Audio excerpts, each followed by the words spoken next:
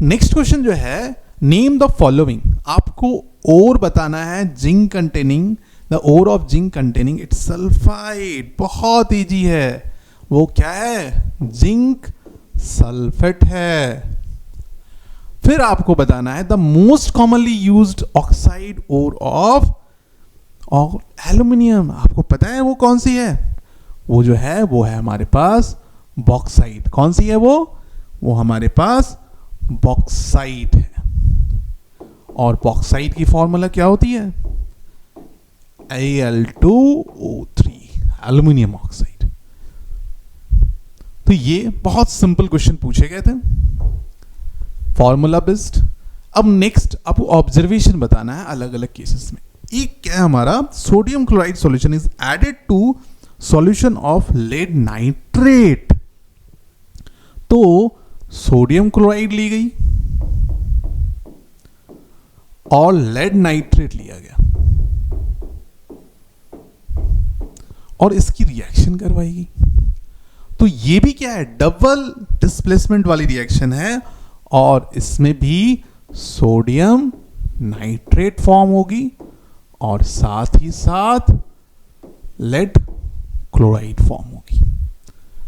तो ये हो गई हमारी रिएक्शन। और लेड क्लोराइड की जो होगी वो प्रिसिपिटेट फॉर्म होगी। हमेशा डबल डिस्प्लेसमेंट आयनिक एक्सचेंज कभी भी होती है तो पॉसिबिलिटी होती है most of the ionic exchange reaction will form precipitate. चलिए नेक्स्ट देखते हैं, barium chloride added to zinc sulphate. ये भी सेम है, जिंक सल्फेट हमने लिया और बेरियम क्लोराइड में ऐड कर दिया और ये दोनों ही एक्वस फॉर्म में होगी और यहां भी बेरियम सल्फेट फॉर्म होगी जो कि वाइट प्रिसिपिटेट होगी, और साथ ही साथ जिंक क्लोराइड फॉर्म होगी। दोनों ही सेम टाइप के रिएक्शंस थे। चलिए नेक्स्ट देखते हैं। नेक्स्ट जो है, copper sulphate solution is electrolysed using copper electrodes. Copper solution की इलेक्ट्रोलाइसिस की गई है यूजिंग कॉपर इलेक्ट्रोड्स। आपको बताना है विच इलेक्ट्रोड, कैथोड और anode is oxidising electrode and why. तो बेसिकली एनोड हमारा ऑक्सीडाइजिंग इलेक्ट्रोड है क्योंकि एनोड पर क्या होता है, एनायंस लूज करते हैं इलेक्ट्रॉन्स को। तो वो कौन सा होगा हमारा, एनोड होगा। वो कौन सा हो गया, एनोड हो गया हमारा, जो कि ऑक्सीडाइजिंग इलेक्ट्रोड। इसके पीछे रीजन क्या है, एनायंस इलेक्ट्रॉन लूज करते हैं जिस कारण वो ऑक्सीडाइज होते हैं। Anions lose electrons, that's why it oxidizes.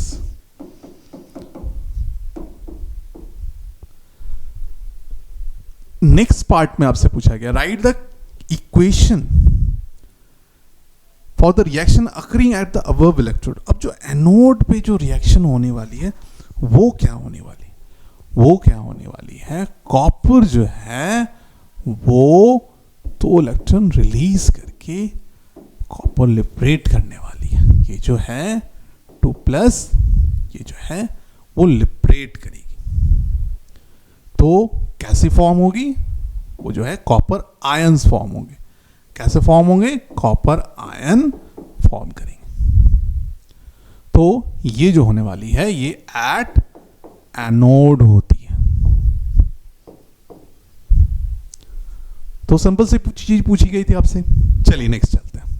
Next जो है हमारा एक्स और वाई के इलेक्ट्रॉनिक कॉन्फ़िगरेशन दिए गए हैं, दो अलग अलग एलिमेंट्स हैं, और using this information complete the following. तो आपको बताना है कि वो मेटेलिक होंगे या नॉन मेटेलिक होंगे। कौन से इसमें से मेटेलिक होंगे, तो जो हमारे पास इसकी कैपेसिटी है कि ये एक केटायन फॉर्म कर सकता है। तो Y क्या हो गया, Y इज द मेटेलिक। अब नेक्स्ट पार्ट क्या है, metal atoms tend to have a maximum of dash electrons in the outer most shell. Basically 1 to 3 होने चाहिए, लेकिन मैक्सिमम पूछा गया है तो 3 हो गए। चलिए next, dash is the reducing agent. अब जो मेटेलिक एलिमेंट है वो रिड्यूसिंग एजेंट के रूप में फंक्शन करता है, और जो नॉन मेटेलिक है ये जो हो गए, ये क्या है, ये नॉन मेटल हो गया हमारा X, और ये हो गया मेटल। तो ये रिड्यूसिंग एजेंट है Y, और X क्या है, वो ऑक्सीडाइजिंग एजेंट है। ये क्या है, ऑक्सीडाइजिंग एजेंट है। तो आप समझ सकते हैं कि कौन सा रिड्यूसिंग एजेंट है। चलिए नेक्स्ट देखते हैं, बहुत सिंपल क्वेश्चन थी ये। Next, empirical formula of an organic compound C3H4n दी गई है आपको, और इसकी मॉलिक्यूलर वेट भी दी गई है। Find the amount of carbon in 1 mole of compound. तो एम्पिरिकल फॉर्मूला क्या दी गई है, आप इसे नोट कर लें। एम्पिरिकल फॉर्मूला जो है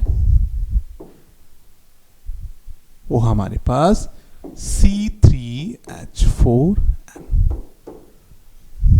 और इसकी मॉलिक्यूलर वेट कितनी दी गई है, इट्स मॉलिक्यूलर वेट,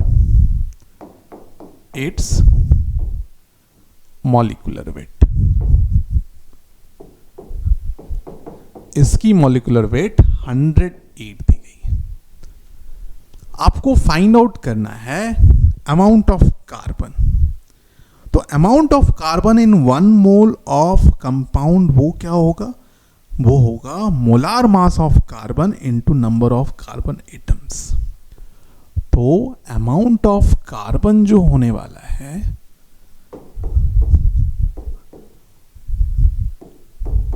वो molar mass of carbon into number of carbon atoms in empirical formula. तो आप देख पा रहे हैं मोलार मास कार्बन की कितनी होती है, 12 होती है, और नंबर ऑफ कार्बन कितने हैं, 3 है, और हमें अमाउंट जो है वो ग्राम पर मोल आने वाला है। क्या आने वाला है, ग्राम पर मोल। तो 36 ग्राम पर मोल हो गया। तो हमारा आंसर क्या हो गया, 36 ग्राम पर मोल।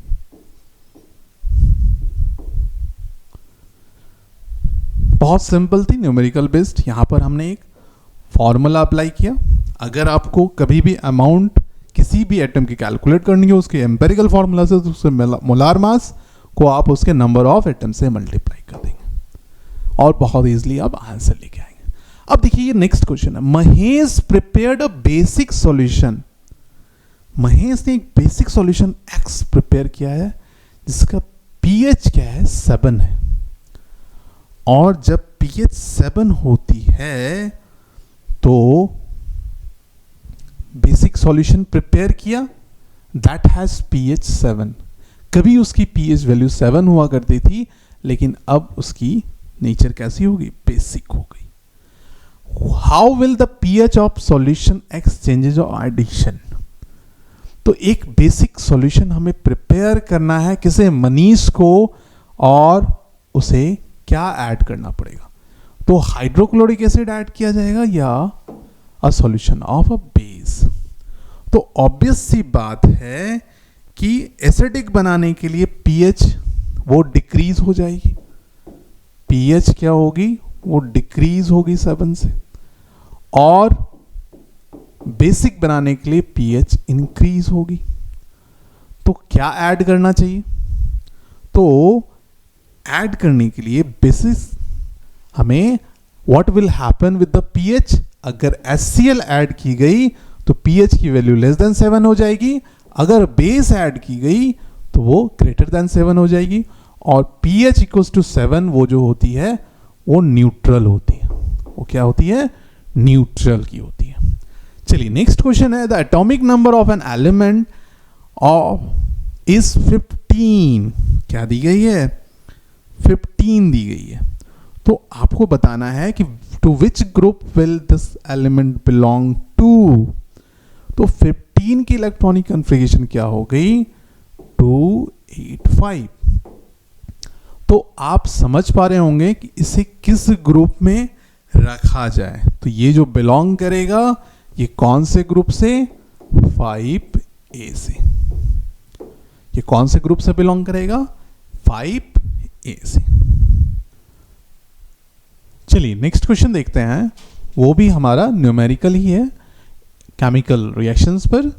8.2 grams of calcium nitrate is decomposed by heating according to the question। एक क्वेश्चन दी गई है जो कैल्शियम नाइट्रेट को डिकम्पोज की जा रही है और आपको कैलकुलेट करना है volume of nitrogen dioxide obtain at STP. आपको एटॉमिक वेट्स भी दिए गए हैं।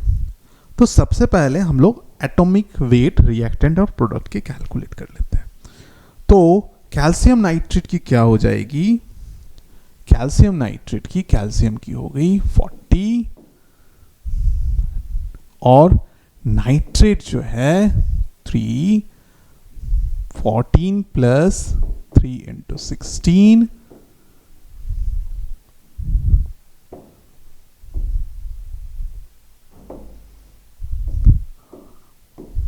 और होल मल्टीप्लाइड विथ 3। तो जब आप इसे कैलकुलेट करोगे तो वो कितना आने वाला है?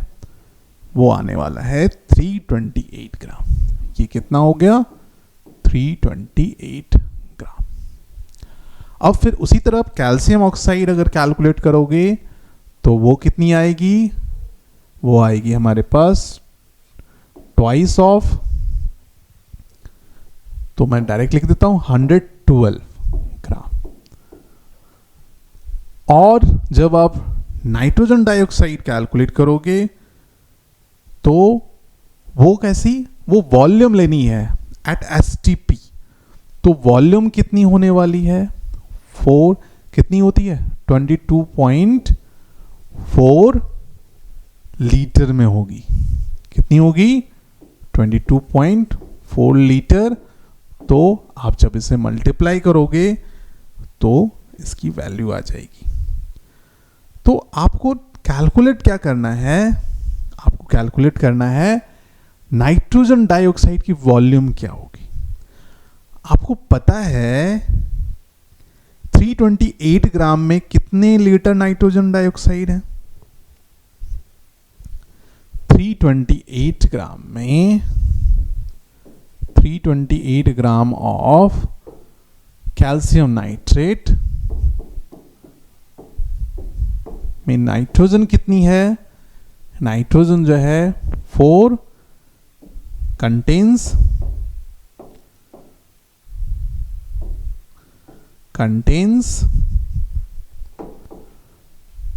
4 into 22.4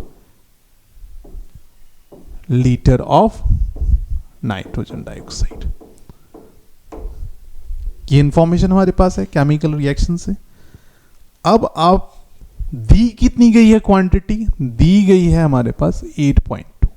तो यूनिटरी मेथड से आप 8.2 gram of nitrogen calcium nitrate contains कितनी होगी? जब आप इसे सॉल्व करोगे तो आपकी जो वैल्यू आएगी 320, इसकी जो वैल्यू आएगी वो कितनी आएगी? वो आएगी 2.24 लीटर। तो जब आप इसे सॉल्व करोगे तो 22.4 328 into 8.2 litre of nitrogen dioxide. और जब आप इसे सॉल्व करोगे 2.24 की वैल्यू आएगी। कितनी आएगी? 2.24 लीटर। तो ये हमने नाइट्रोजन डाइऑक्साइड की वॉल्यूम कैलकुलेट कर ली। अब हमें कैल्शियम ऑक्साइड की भी वॉल्यूम चाहिए। लेकिन वॉल्यूम नहीं चाहिए, यहां क्या चाहिए, मास चाहिए। तो मास हमने ले लिया, तो 328 ग्राम ऑफ कैल्शियम नाइट्रेट में कितनी है, 112 ग्राम है कैल्शियम ऑक्साइड। तो अब आपको बताना है कि कितनी होगी मास 8.2 में। तो सेम प्रोसेस आप अप्लाई करोगे, और जब आप 8.2 कैलकुलेट करोगे 8.2 ग्राम में, तो कितनी आएगी, 112 बाई 328 इंटू 8.2, और जो भी वैल्यू आएगी वो किस में आएगी, ग्राम में आएगी। और जब आप इसे सॉल्व करोगे तो कितनी वैल्यू आ जाएगी, 2.8 ग्राम ऑफ कैल्शियम ऑक्साइड। बस कुछ नहीं, इसमें कैलकुलेशन थी, आपने केमिकल इक्वेशंस को देखा और बैलेंस केमिकल इक्वेशन से हमने वैल्यूज कैलकुलेट कर लिए, और ये 328 ग्राम में कितने कैल्शियम ऑक्साइड होते हैं, 112 ग्राम। और अगर वॉल्यूम की बात करूं जो कि लीटर में आना चाहिए, तो एसटीपी पे वॉल्यूम कितनी होती है, 22.4 होती है। तो इस तरह हमने इस केमिकल न्यूमेरिकल को सॉल्व कर लिया। चलिए नेक्स्ट देखते हैं, स्टेट गिविंग रीजंस इफ। अब आपसे रीजंस पूछी जा रही है, क्या पूछी जा रही है, रीजंस पूछी जा रही है कि zinc and aluminium can be distinguished by heating the metal powder with concentrated hydroxide solution. तो कैसे जिंक और एल्युमिनियम को डिस्टिंग्विश किया जा रहा है by heating the metal powder with concentrated hydroxide solution. तो क्या हमारे पास रीजन है, रीजन क्या है कि वो दोनों ही रिएक्ट करते हैं। वो क्या करेंगे, दोनों ही रिएक्ट करेंगे और वो कंसंट्रेटेड अल्कलीज फॉर्म करेंगे, जो कि सॉल्युबल सोडियम सॉल्ट और हाइड्रोजन गैस होगी। वो क्या होगी, तो ऐसा इसलिए होता है क्योंकि अल्कलीज फॉर्म होने वाले हैं, और साथ ही साथ दोनों रिएक्ट करके they both will react with Kong alkalis to form sodium salts and hydrogen gas। तो ये सोडियम सॉल्ट फॉर्म करने वाली है, और साथ ही साथ हाइड्रोजन गैस। नेक्स्ट देख लेते हैं, calcium nitrate and lead nitrate. तो इसकी रिएक्शंस भी आप देख सकते हो। जब आप जिंक लेते हो, चलिए इसको हम लोग रिएक्शन से भी क्लियर कर लेते हैं। जिंक लेते हो और कंसंट्रेटेड सोडियम हाइड्रोक्साइड ले लेते हो, और एक बार आप एल्युमिनियम लेते हो, और इस बार भी कंसंट्रेटेड सोडियम हाइड्रोक्साइड। तो क्या फॉर्म होने वाली, दोनों ही केस में हाइड्रोजन गैस फॉर्म होंगे, और एक केस में सोडियम जिंकेट फॉर्म होगी, एक केस में क्या होने वाली है, सोडियम जिंकेट Na2ZnO2, और दूसरे केस में क्या होने वाली है, वो हमारी होने वाली है NaAl Na sodium aluminate, zincate और एल्यूमिनेट। और साथ ही साथ एक बड़ा ही कॉमन चीज है, वो है हाइड्रोजन गैस, जो पॉप साउंड के साथ बर्न होती है। ये कॉमनली ही दोनों में देखने को मिलेगा। और ये कैसे मेटल्स हैं, जो क्या होते हैं, एम्फोटेरिक नेचर के होते हैं। वो क्या होते हैं, एम्फोटेरिक नेचर के होते हैं। इस कारण से ये बेस से रिएक्ट कर रहे हैं, वरना मेटेलिक ऑक्साइड्स क्या है, वो बेसिक नेचर के होते हैं। चलिए नेक्स्ट क्वेश्चन। तो ये हमने क्वेश्चन ए को डिस्कस किया। अब बी को देखते हैं। बी वाले पार्ट में क्या है, बी वाले पार्ट में क्या है, calcium nitrate and lead nitrate can be distinguished by adding ammonium hydroxide. तो एक बार हमने कैल्शियम नाइट्रेट लिया और एक बार हमने लेड नाइट्रेट लिया। एक बार हमने कैल्शियम नाइट्रेट लिया और एक बार हमने लेड नाइट्रेट लिया, और इसे डिस्टिंग्विश करना है कैसे, अमोनियम हाइड्रोक्साइड सॉल्यूशन से। तो जब ये लेड नाइट्रेट के साथ रिएक्शन करेगी, जब हम लोग सोडियम अमोनियम हाइड्रोक्साइड लेते हैं, दोनों ही केसेस में हमें कौन से लेने हैं, अमोनियम हाइड्रोक्साइड, और जब ये रिएक्ट करती हैं तो क्या फॉर्म करती हैं, तो लेड नाइट्रेट क्या फॉर्म करने वाला है, लेड हाइड्रोक्साइड और अमोनियम नाइट्रेट। तो ये जो है लेड हाइड्रोक्साइड और अमोनियम नाइट्रेट फॉर्म होने वाली है। कैसे होने वाली है, NH4NO3, और ये प्रिसिपिटेट के फॉर्म में होगी। और साथ ही साथ जब, और वहां पर कैल्शियम नाइट्रेट जो है, तो कोई भी प्रिसिपिटेट फॉर्म नहीं होने वाली, यहां पर जो है नो प्रिसिपिटेशन, यहां पर क्या है, नो प्रिसिपिटेशन, और यहां पर पीपीटी फॉर्मेशन, ये जो है पीपीटी फॉर्म करेगी। ये क्या फॉर्म करेगी, एक प्रिसिपिटेट फॉर्म करेगी।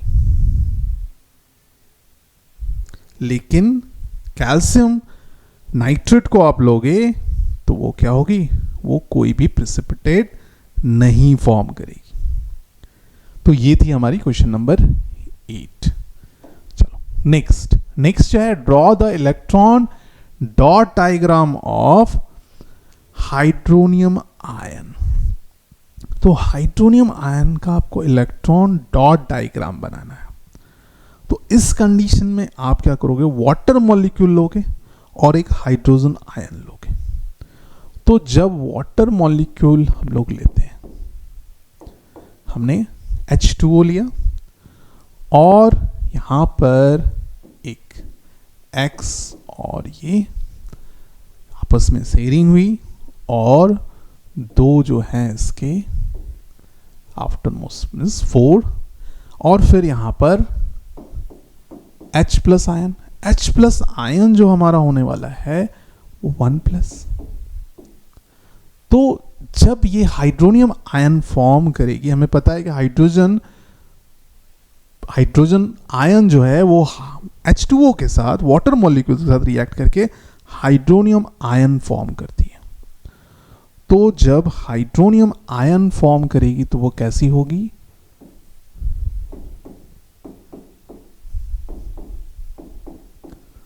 और इस लोन पेयर, यहां पे 2 लोन पेयर होने वाले हैं और यहां पर एक लोन पेयर आपकी होगी। और फिर या फिर आप इसको कह सकते हैं, आप इसको ऐसा भी कह सकते हैं, आप डॉट डायग्राम दूसरे तरह से भी बना सकते हैं। इसमें आप क्या करोगे, एरो यूज कर दोगे जो कंप्लीटली ले ली गई है। तो यहां पर H, यहां पर X डॉट और ये डबल। तो दोनों ही केस में हाइड्रोनियम आयन फॉर्म हो रहे हैं। आप देख पा रहे हो, ये इलेक्ट्रॉन डॉट डायग्राम है। इसके लिए आपको ये जानना होगा कि कैसे H2O जो है वो वाटर के H प्लस आयन के साथ रिएक्ट करके हाइड्रोनियम आयन बनाती है, और H प्लस आयन कौन देता है, एसिड ही तो देता है। चलिए नेक्स्ट क्वेश्चन देखते हैं। नेक्स्ट क्वेश्चन कौन सा है, वो है बैलेंस्ड इक्वेशन पर। यहां पर laboratory preparation of ethene from calcium carbide दी गई है। कैल्शियम कार्बाइड CaC2 और इथीन, यहां से क्या की जा रही है, इथीन को प्रिपेयर की जा रही है। तो कैसे हम लोग प्रिपेयर करते हैं, तो H2O के साथ ये रिएक्शन होती है कैल्शियम कार्बाइड की, और इथीन और कैल्शियम हाइड्रोक्साइड फॉर्म होती है। क्या फॉर्म होती है? Calcium hydroxide. ये क्या है हमारे? इथीन है। C2H4, C2H2 सॉरी C2, ये हमारा अल्कीन ग्रुप से होने वाला है, तो C2H2 हो गया जो हमारा इथीन होगा। ये कौन सा? एक अल्कीन हाइड्रोकार्बन फॉर्म करता है जो कि डबल बॉन्ड का होता है। चलिए नेक्स्ट देखते हैं, conversion of acetic acid two ethyl acetate. अच्छा, इथेनॉल और एसिटिक एसिड का एक रिएक्शन, काफी इंपॉर्टेंट रिएक्शन है। इसमें हम लोग क्या लेते हैं? इथेनॉल लेते हैं C2H5OH, और साथ ही साथ एसिटिक एसिड लेते हैं और उसे एसिडिक मीडियम कॉन्क H2SO4 के प्रेजेंस में हीट करते हैं। तो उससे क्या फॉर्म होती है? उससे जो फॉर्म होती है वो इथाइल एसिटेट फॉर्म होती है, और साथ ही साथ वाटर। तो क्या फॉर्म होती है? Ethyl acetate. तो इथाइल एसिटेट का जो फॉर्मूला है वो पहले इथाइल ग्रुप आएगी और COO एसिटेट प्लस H2O, क्या होगी? H2O वहां से रिलीज हो जाएगी। नेक्स्ट है laboratory preparation of nitric acid. तो लैबोरेटरी में हम लोग नाइट्रिक एसिड कैसे प्रिपेयर करते हैं? तो उसके लिए कॉन्क H2SO4 और कॉन्क नाइट्रिक एसिड लेते हैं। उसके लिए हम लोग कॉन्क पोटेशियम नाइट्रेट लेंगे, कॉन्क पोटेशियम दोनों ही कंसंट्रेटेड होंगे, और सल्फ्यूरिक एसिड ली जाएगी। और जब कॉन्क नाइट्रिक एसिड और सल्फ्यूरिक एसिड हम लोग लेते हैं और उसे बिलो 200 डिग्री सेल्सियस हीट की जाती है, बिलो 200 डिग्री सेल्सियस हीट की जाती है, तो एसिड सॉल्ट जो कि पोटेशियम की सल्फेट सॉल्ट फॉर्म होती है बाइसल्फेट, और अमोनिया जो हमारे नाइट्रिक एसिड फॉर्म होती है HNO3, और साथ ही साथ पोटेशियम की बाइसल्फेट जो है वो KHSO4 फॉर्म होती है। कौन सी होगी? KHSO4। तो ये हो गए हमारे टोटल 3 क्वेश्चंस जो थर्ड नंबर से थे, जो बैलेंस्ड इक्वेशन के बेसिस पर ही पूछे गए थे। तो जब आप बैलेंस करोगे तो यहां आप देख रहे हो ये ऑलरेडी बैलेंस है, लेकिन पहले वाले में यहां पर आपको 2H2O लेना पड़ेगा। अब ये पहला वाला बैलेंस्ड हो गया, और सेकेंड और थर्ड को हम लोग चेक करते हैं, क्या सेकेंड और थर्ड बैलेंस्ड है? तो जब आप चेक करोगे तो ये बिल्कुल बैलेंस्ड है। चलिए नेक्स्ट क्वेश्चन देखते हैं, जो कि हमारा लास्ट क्वेश्चन है। Identify the following substances. अब आपको आइडेंटिफाई करना है। जो पहला क्वेश्चन है, an alkaline gas which produces dense white fumes when reacted with HCl। आपको पता अमोनिया गैस है। वो कौन सी गैस है? वो अमोनिया गैस।